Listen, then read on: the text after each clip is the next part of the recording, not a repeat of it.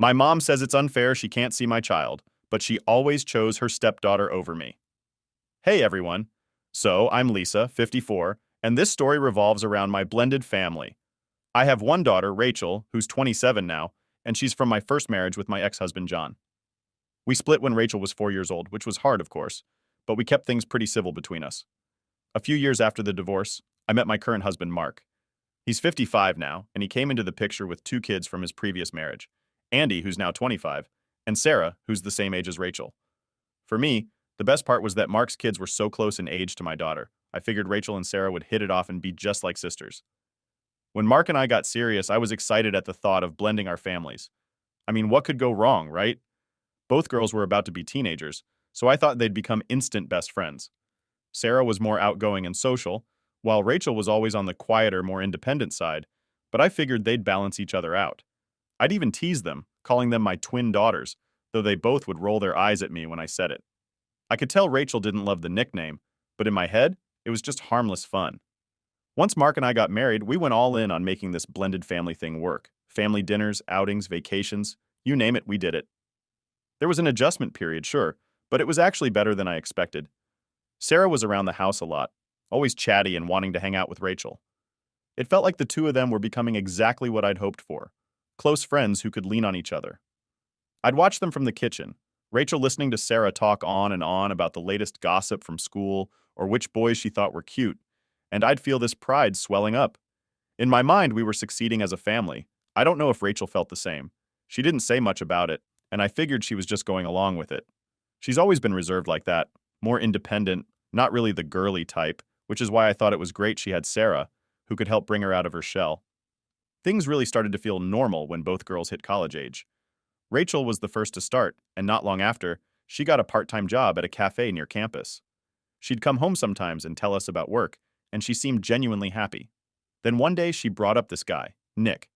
She'd met him at the cafe, and he was a bit older than her, maybe by 3 or 4 years. The way she talked about him, it was pretty clear she was into him. She'd mention little things he'd say or do, and it wasn't hard to see where this was heading. Eventually, she brought Nick over to meet the family. He was quiet and polite, the kind of guy you'd feel comfortable having around. He was a little older, which at first felt strange, but he seemed mature and level-headed. He fit in pretty well with us, and I could tell Rachel was thrilled to have him around. Soon enough, Nick was practically part of our family. He'd join us for dinners and gatherings, and he'd often sit down to watch a game with Mark or chat with me while I cooked. He'd talk about his job, his plans, and his future with Rachel. I have to admit, I liked him. He was polite and had this calm energy that seemed good for Rachel, who sometimes got a bit anxious or withdrawn. I could see that he made her happy, and isn't that all a mother wants for her daughter? Things were going so well that I almost forgot there could be any downside. I thought, this is it. We're all finally coming together. And then, the proposal happened. Nick proposed to Rachel in front of the whole family at a dinner gathering, completely out of the blue. It was one of those big romantic gestures, and of course, she said yes. That night was perfect. I remember looking around at the whole family and thinking, this is what I always wanted, a full, loving family. Mark was beaming, clapping Nick on the back, and everyone was laughing and celebrating. But when I glanced at Sarah, she seemed quieter than usual. I thought maybe she felt left out, since she didn't have anyone special in her life at the time, unlike Rachel. Later that night, I tried to cheer Sarah up a bit, saying something like, "Don't worry, your time will come." I didn't think much of it.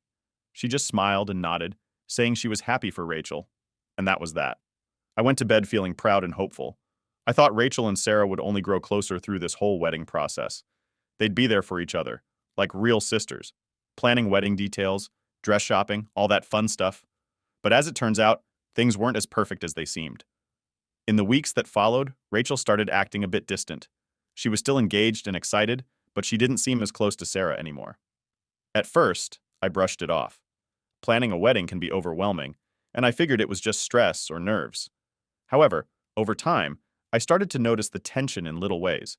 Rachel would show up to family dinners, but seemed quieter, less engaged. When she and Sarah were in the same room, they weren't chatting or laughing like they used to. I'd ask Rachel about the wedding, but she'd give me short answers, as if she didn't really want to talk about it. I chalked it up to stress again, thinking she'd just come around when things settled down. Meanwhile, Sarah kept acting like everything was fine, trying to stay cheerful and chatty. She'd ask Rachel about wedding plans, but Rachel would brush her off, saying she was still figuring things out. Looking back, I can see that maybe Rachel was trying to keep Sarah at arm's length. But at the time, I didn't think much of it. I figured it was just typical sibling stuff. The turning point came one evening at dinner. Rachel hadn't come around in a while, so I invited her and Nick to join us. She looked tense from the moment she walked in, barely making eye contact with Sarah. At one point during dinner, Nick made some joke about being stuck with the in-laws soon, and Rachel just gave this forced smile. I asked her if everything was okay, and she just brushed it off, saying she was tired. I tried to lighten the mood by asking if Sarah and she had gone dress shopping together yet. Rachel's face tightened, and she said, "I'll handle it on my own." That stung. I wanted this wedding to be a time for the two of them to bond, to be there for each other. But Rachel seemed so determined to shut everyone out, even Sarah, who was just trying to help. I didn't know what was going on beneath the surface, but looking back now, I realized that was probably the beginning of something bigger. It's funny how you can be so sure everything's fine, only to realize later how much you were missing. But at the time, all I could think was that Rachel was being distant and cold, pushing away the family who just wanted to support her. A few weeks after that dinner, things just kept getting weirder. Rachel was practically avoiding us at this point, and I was honestly a little frustrated. I mean, planning a wedding is stressful, sure, but it's supposed to be fun too, right? You're supposed to lean on your family, not run away from them. One Saturday, I was home alone when I heard loud knocking at the door. I opened it to find Rachel, looking beyond angry. Her face was red and she barely even said hello before pushing past me into the house. She looked around, almost like she was checking if anyone else was there, and then turned back to me. "Where's Sarah?" she asked, voice sharp and demanding. I was confused. "Sarah's out running errands with your dad," I told her. "Rachel, what's going on?" But she didn't answer me. Instead, she started pacing, mumbling under her breath about betrayal and not believing it. I was starting to feel anxious. I mean, Rachel's never been one to lose her cool like this. I reached out, trying to get her to stop pacing, but she brushed my hand off. "Mom, do you know what Sarah's been doing behind my back?" she finally asked, practically spitting out each word. I could see her fists were clenched and she was shaking. I felt a lump in my throat. "Rachel, calm down, please. What are you talking about?" "Sarah's been sleeping with Nick," she said flatly, staring me down as if daring me to deny it. "She's been with my fiancé, Mom. Your perfect little Sarah has been sneaking around with him." I felt like I'd been slapped. I stood there, completely stunned, trying to process what she'd just said. Sarah? With Nick? That couldn't be right. I knew my girls had their differences, but something this big? It just didn't add up. "Rachel," I said, trying to keep my voice calm, "are you sure? Maybe you're just misunderstanding something?" She laughed, but it wasn't a happy sound. "Misunderstanding? Oh, no, she told me herself. I confronted her and she didn't even try to deny it." I was still struggling to believe it. It felt impossible, like there was no way Sarah would do something like this. Rachel had to be exaggerating or maybe even twisting something she'd heard. I tried to think of anything Sarah might have said or done recently to hint at this, but nothing came to mind. "Rachel," I began, searching for the right words, "I know you're upset, but maybe this isn't what you think it is. Maybe it's just a mistake." She cut me off with a harsh glare. "Are you kidding me, Mom? You're seriously defending her?" I was stuck, completely torn between the two of them. I couldn't believe that Sarah, my sweet Sarah, would betray her like this, but I also couldn't deny how deeply hurt Rachel was. The way she looked at me with this mix of anger and disappointment, it stung. "Rachel, I'm not defending anyone," I tried to explain. I want to understand. Maybe you and Sarah can sit down and talk about this. We're family, Rachel. Families work things out." "Work things out?" she practically shouted. "This isn't just some small misunderstanding, Mom. She went behind my back with the guy I was going to marry. She destroyed everything." I tried to take her hand, but she pulled away, crossing her arms tightly over her chest. I could see her struggling to keep her composure, and I felt this pang of guilt for not immediately taking her side. But in my mind, Sarah deserved a chance to explain, didn't she? We hadn't even heard her side yet. "Look, Rachel," I said slowly, "I know you're angry, but maybe there's a way to move past this. Sarah must have had a reason. People make mistakes." Her face twisted, like she couldn't believe what she was hearing. "A reason? Mom, there's no reason that makes this okay. I came here because I thought you'd actually care, but all you're doing is defending her." She shook her head, looking at me like I was a stranger. I didn't know what to say. I felt helpless, like anything I said would only make it worse. "I do care, Rachel. I love you both, and that's why I don't want this to tear us apart." She stared at me for a long moment and then, almost whispering, she said, "You already chose her." And with that, she stormed out of the house, leaving me standing there, reeling from her words. I felt this awful pang in my chest, wondering if maybe she was right. Had I chosen Sarah? I thought I'd been trying to help, trying to keep the peace, but Rachel seemed to think I'd betrayed her by not instantly condemning Sarah. After she left, I sat down, trying to make sense of it all. I wanted to talk to Mark, to figure out what we should do, but part of me was scared to bring it up. How was I supposed to explain that my daughters, who I'd always wanted to be close, were now practically at war with each other? When Mark got home, I decided to keep it brief. I told him that Rachel was upset about something involving Sarah and Nick, but didn't go into too much detail. He brushed it off, saying Rachel would come to her senses soon. He figured she was just being dramatic, overreacting. Later that night, Sarah came home, and I couldn't look at her the same way.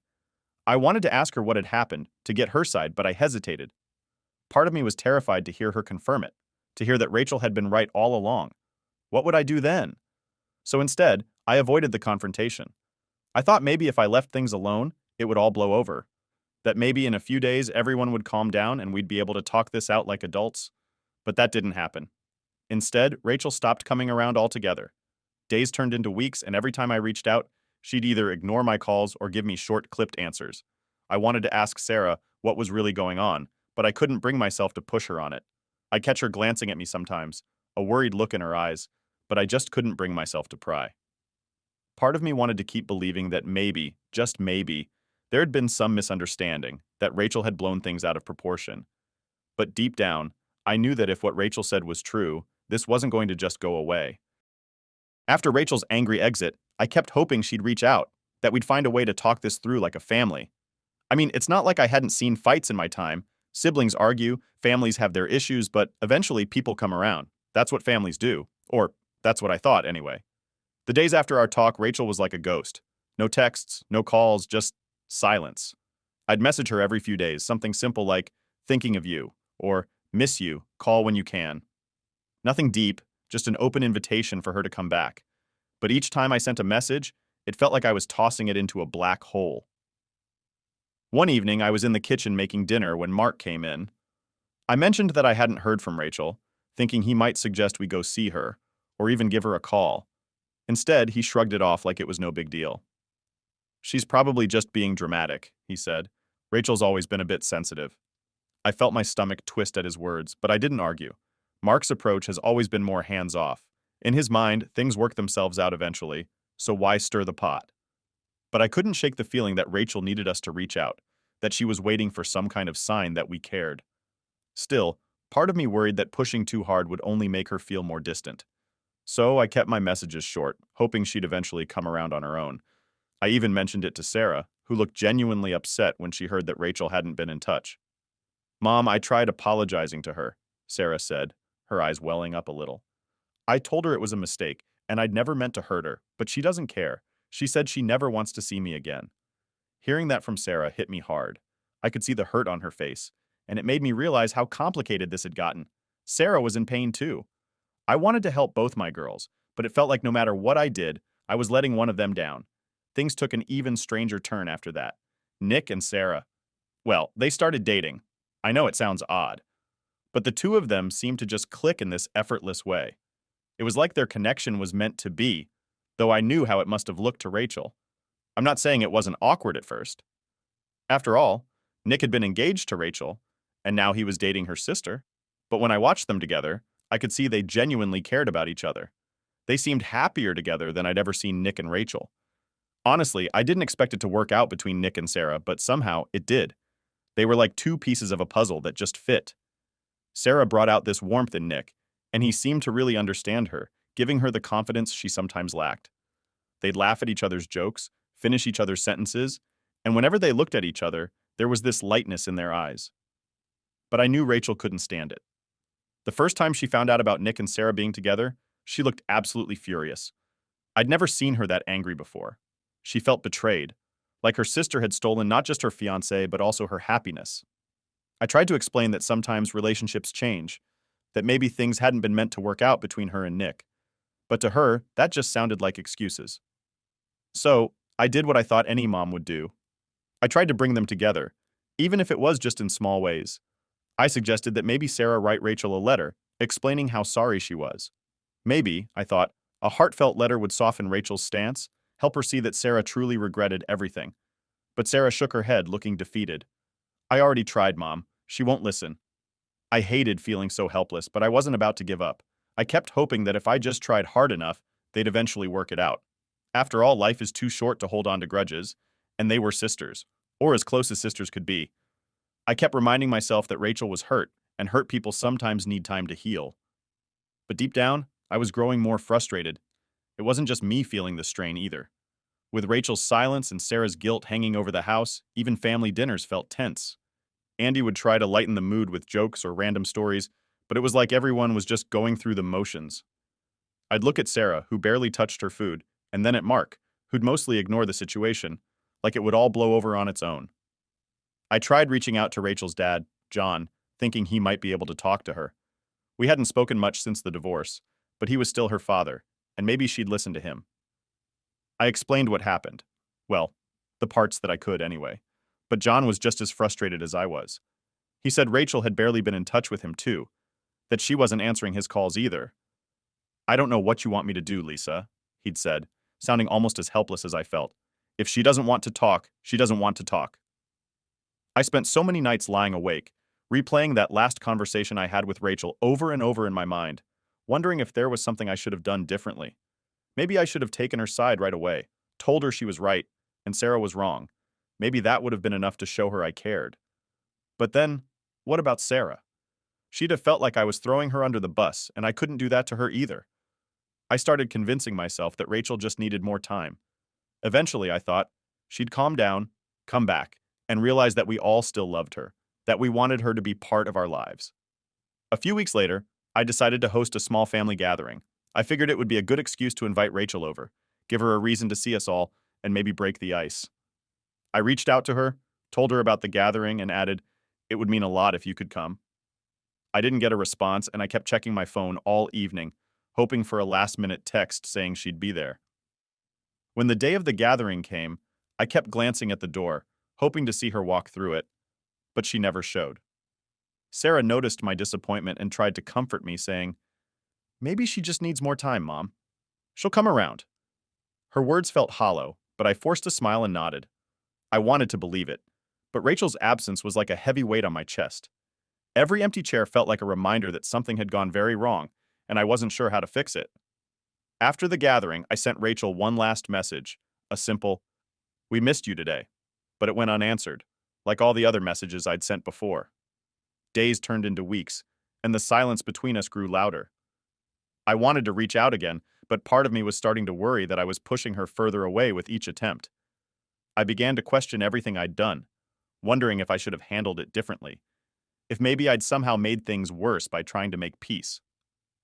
And then one night, as I was cleaning up the kitchen, Sarah came in and hugged me tightly, out of nowhere. I asked her what was wrong, and she just shook her head, saying, I'm sorry, Mom, for everything. I hugged her back, but I couldn't help but feel a pang of guilt. Here I was, comforting Sarah, while Rachel was out there, hurting and alone, refusing to let any of us in. I wanted so badly to be there for both of them, to fix this mess that felt like it was tearing our family apart. But it seemed like the harder I tried, the worse things got. As I went to bed that night, I felt this sinking feeling that maybe, just maybe, I'd lost Rachel for good. After weeks of silence from Rachel, I finally came to a point where I thought, maybe I just need to let her come around on her own. I was exhausted from all the waiting and worrying. I thought maybe backing off would give her the space she clearly wanted, and that she'd eventually come back to us when she was ready. It wasn't what I wanted, obviously, but I was out of options, and it seemed like nothing I did was helping. Then, one day, out of the blue, an invitation arrived in the mail. It was Rachel's wedding invitation. I remember standing in the kitchen, staring at it for a good minute, trying to process the fact that my own daughter hadn't even called to tell me she was engaged again, let alone that she was planning a wedding. I opened the envelope, and there it was, a simple card with her and her fiancé's names, the date, the location, and nothing more.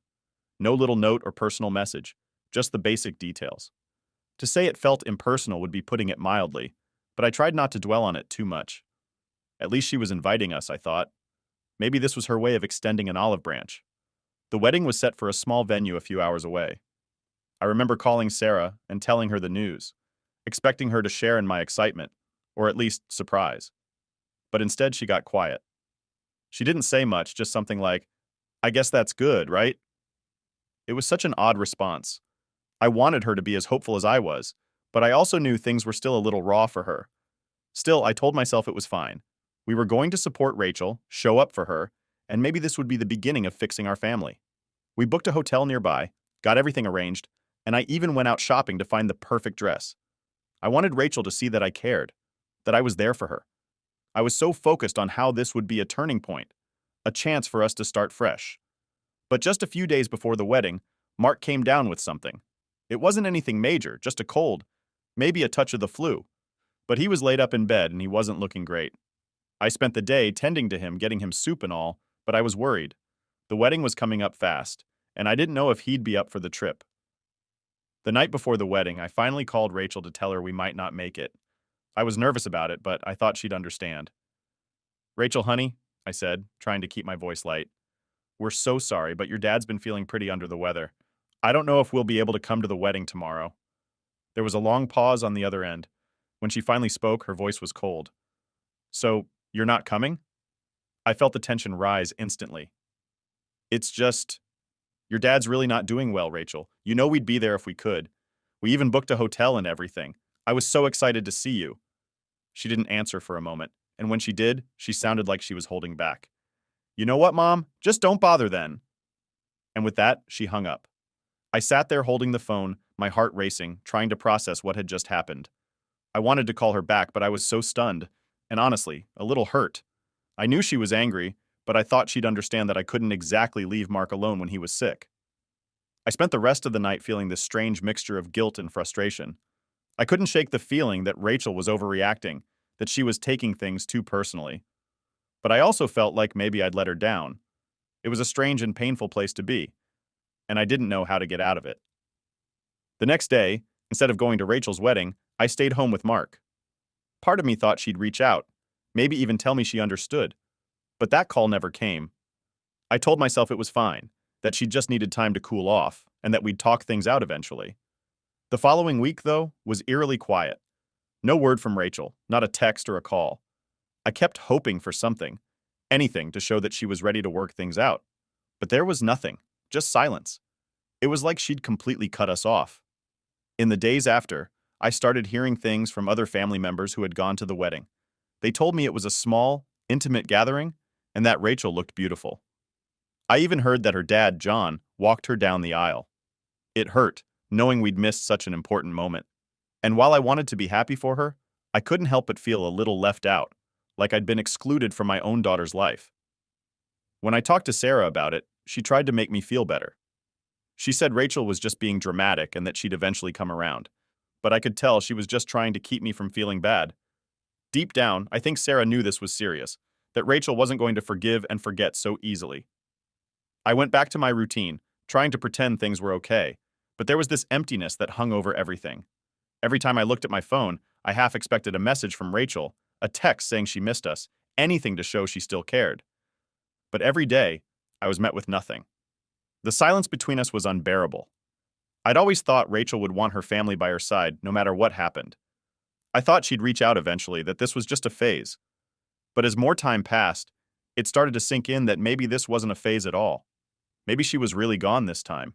I'd catch myself wondering if I'd made the right choice, if maybe I should have just gone to the wedding without Mark. But that felt wrong too. Mark was my husband, and he needed me. I shouldn't have to choose between my husband and my daughter.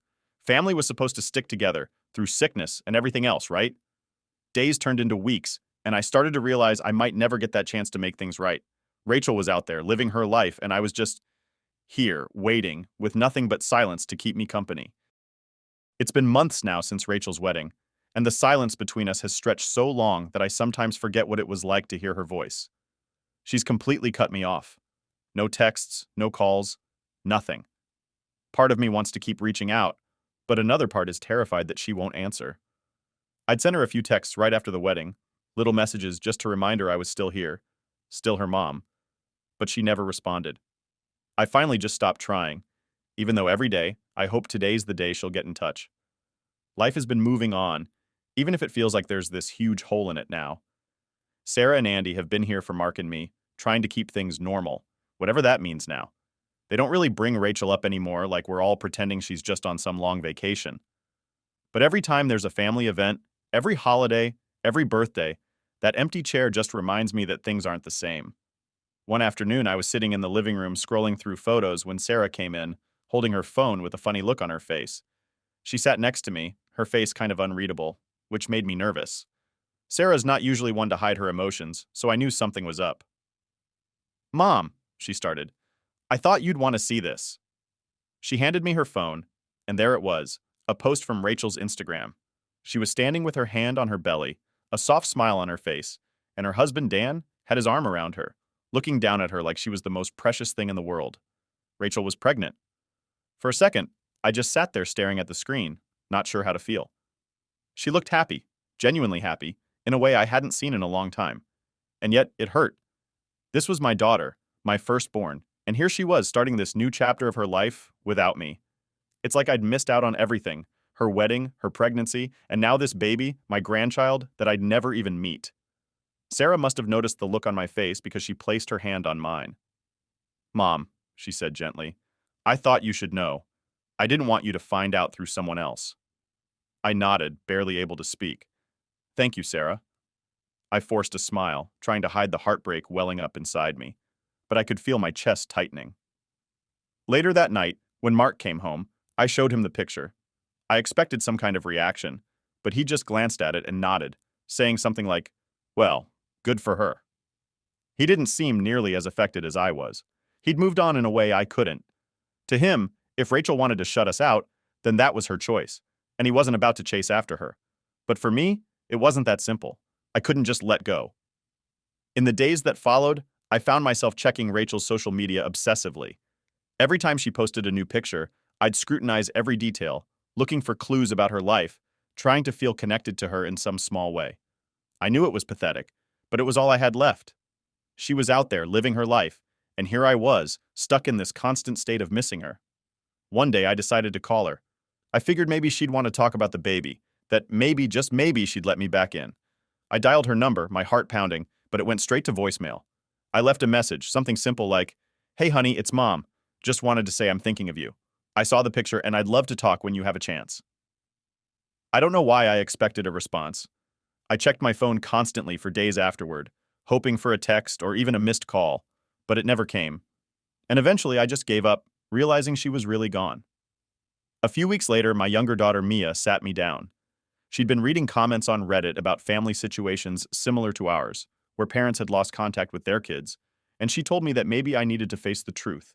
She wasn't unkind about it, but she was blunt. "Mom," she said, "maybe Rachel just wants her own life, separate from us. Maybe it's time to accept that." The words stung, but I couldn't argue. Maybe she was right. Maybe Rachel had moved on in a way I wasn't ready to accept. So here I am, still trying to process all of it. I keep thinking about the memories I have of Rachel growing up, the way she used to smile at me, the sound of her laughter.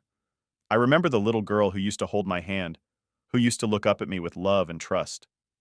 It's like that girl's gone now, replaced by this stranger who doesn't want me in her life. Every day I tell myself I'm okay, that I can handle it. But the truth is, I don't know how to let go. I don't know how to stop hoping she'll come back, that she'll call me one day and say she misses me, that she wants her mom back in her life. People say time heals everything, but I'm starting to think that's a lie. And now for the update from Opie's own daughter. Hey everyone, I'm Mia, 17, Rachel's younger half-sister, and I figured it was time to set some things straight. There's been so much tension and drama with Rachel being pregnant and everything. That was a couple of months back, and let me tell you, it's been a whirlwind of arguments, tears, and my mom going into full denial mode. I tried my best to get her to see that she'd crossed a line, but she just doesn't get it. Even after hurting Rachel, my mom still insists that Rachel is overreacting, calling her unfair and saying anyone else would agree with her. Honestly, I thought, all right, let's test that theory. I've been lurking on Reddit for a while now and know how people can really lay into someone when they're wrong. So I encouraged her to post about it here, anonymously, just to see if people would back her up. Spoiler alert, they didn't. I helped her write the post, made sure she explained her side, even if she left out some details that would have made her look worse. I even dared her that no one would take her side after the nonsense she pulled. Watching her reaction to the comments was priceless. She genuinely believed people would be on her side, like she'd done nothing wrong. She spent 3 hours reading the responses, and the comments just got harsher. She even got downvoted to oblivion, and that hit her hard. She was crying, saying people didn't understand and were being cruel. When my dad came home, he found her bawling and blamed me for airing our dirty laundry online. Mom demanded I delete the post, but I just deleted Reddit from her phone and left the post up because I felt like everyone needed to see the full story. Now that I've read all your comments, I'm here to clarify a few things. I'm the observer in this family mess, and it's pretty wild seeing all the dynamics play out from the sidelines. So here's the scoop. First of all, no, as far as I know, my mom didn't cheat on my dad or anything. Some of you guessed that. But mom and her ex-husband had an amicable divorce. Mom just has this weird thing about creating the perfect family. She always dreamed of having twin girls, but that never happened. So she sort of tried to mold Rachel and Sarah into twin daughters in her mind. They're close in age, sure, but they were never as close as mom made it seem. She created this whole fantasy of Rachel and Sarah being best friends, doing everything together, living matching lives. But honestly, Rachel and Sarah were just two normal people who got along, but they weren't attached at the hip like mom wanted. Mom just ignored that reality and pushed them to be these inseparable sisters. When Rachel got mad at Sarah for what happened with Nick, it shattered mom's perfect image. Rachel refusing to forgive and forget went against everything mom tried to build. And it's not just a Disney family fantasy mom's been trying to live out. She also thinks family always sticks together no matter what, and wants to sweep everything under the rug to show people how we're so close. But Rachel was done playing that game. She wasn't willing to forgive a betrayal just to make mom happy. And if I'm being real, that hit mom harder than she'll ever admit. Oh, and here's another thing. Sarah and Nick's relationship is anything but perfect. You guys were right to guess that mom's vision of a perfect family is totally fake. Sarah and Nick are practically on the brink of divorce. Not that my mom would know because she's too busy living in her fantasy world, but let me tell you, Nick isn't some saint. He cheated on Sarah at his own bachelor party with a stripper, and Sarah forgave him, saying it didn't count. Meanwhile, I'm pretty sure Sarah's not been totally faithful either. The whole thing is a mess. And yet, mom somehow still thinks they're this ideal couple. She has no idea that Sarah and Nick have had so many issues that it's laughable. If she knew the real story, it would probably shatter her whole world. But honestly, I don't think she wants to know. Now let's talk about Rachel's wedding. Mom and Dad had every intention of going at first, and we even booked a hotel nearby. But then, a few days before the wedding, my dad started feeling a bit under the weather. It was a minor flu, nothing serious. He wasn't bedridden or anything. But Mom turned it into this huge drama, exaggerating his symptoms and telling Rachel that Dad was too ill for them to make the trip. Rachel, of course, wasn't having it. She knew it wasn't that serious and felt like Mom was just making excuses. And honestly, she wasn't wrong. Mom was looking for a way out. I think deep down, she was upset that Rachel hadn't asked her to be involved in the wedding planning and that she and Dad weren't included in the ceremony. So she decided to use Dad's illness as an excuse not to go, which only made Rachel angrier. Rachel didn't even argue when Mom called to cancel. She just told her not to bother showing up if that's how things were going to be. Mom acted hurt, but I knew it didn't really bother her. In her mind, Rachel had excluded us first by not making Mom part of the wedding. It's just one more example of how my mom's pride keeps getting in the way. After that, Rachel cut almost all contact with Mom and Dad. She didn't call, didn't text, didn't come around for holidays. The only way I got updates about her was through my own Instagram, but even that felt distant. Recently, Sarah even mentioned wanting to try for a baby, and I'd bet money that Nick's going to freak out when that happens. He's barely committed as it is. It's like watching a train wreck in slow motion. I don't know if Sarah's genuinely trying to fix things or if she's just hoping that having a baby will magically solve their problems. But good luck with that. To everyone reading this, I'm sorry if I dragged you into this whole family drama, but I really needed Mom to see what she was doing. She tried to spin the story and paint herself as the victim, but you all saw right through it, and I think that's the wake-up call she needed. I doubt she'll change, but at least now she knows not everyone's going to buy her side of things. And just to clear it up, yes, the first post was by my mom, and this updates all me, Mia, the youngest sibling. If anyone has questions, I'll try to answer them. Sometimes moms can be so wrapped up in their own worlds that they lose sight of how their actions impact others. I just hope Rachel finds her happiness, even if it's far away from us. She deserves her own fairy tale ending, not this messy drama mom keeps stirring up. As for Sarah and Nick, they deserve each other. And honestly, I hope they stay as miserable as they seem. Watching them pretend to be happy while their marriage is clearly on the rocks is almost comical. The fact that they've lasted this long is shocking, but I don't think it's going to hold up much longer. So that's the reality check for now.